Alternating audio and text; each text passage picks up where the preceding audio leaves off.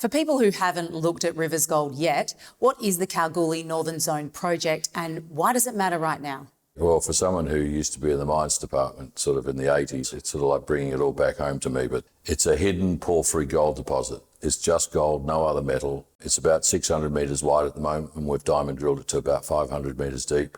It's a really, really large gold-bearing porphyry. And the reason it's still there is it's sitting about 30 to 40 metres below the surface and no one knew it was there. And all this drilling we're doing at the moment just keeps proving this thing up to be bigger and bigger. Most junior gold companies raise capital the same way. Riversgold didn't. What does the funding partnership with Mega allow you to do that your peers can't? If you look at sort of comparable sort of big low-grade porphyries around the area, like Saturn Metals at Apollo, they're looking at putting in hundreds of millions of dollars worth of infrastructure and heap leach projects and drill it up to JORC, and that costs you $20–30 million just to drill it and probably cost you 2 to 5 years of time.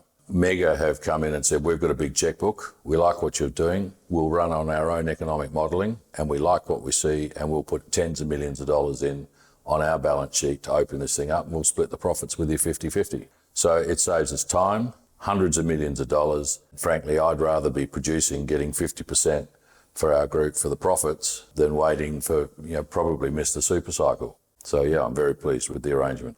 Riversgold has had a strong run on the ASX and gold has smashed through $5,000 an ounce.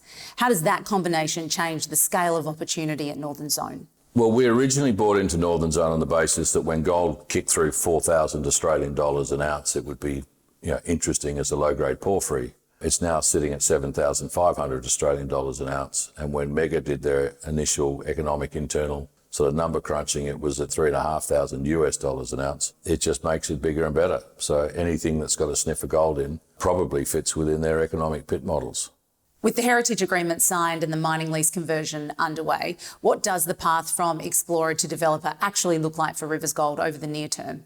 Yeah, Sarah, we're actually sort of skipping out that middle bit. We're going from explorer to producer, and that's a really unique scenario. So we've got the native title agreement, the heritage agreement. We signed that at the end of last year, and we've just got a few more hurdles to cross, which are all very manageable. And then we're hopefully seeing the mining lease granted sometime in the next month or two. Once we get it granted, we can put in the mine development plan, then it's over to Mega.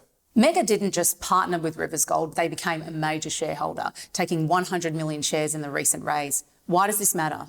They seem to take a position in the companies that they like as partners. We've been talking about this since December for a while, and the opportunity sort of arose in the last week, and they said, look, we'd really like to take a position in where you guys sit. We like what you're doing. We like the project. And we said, come on board, spin it.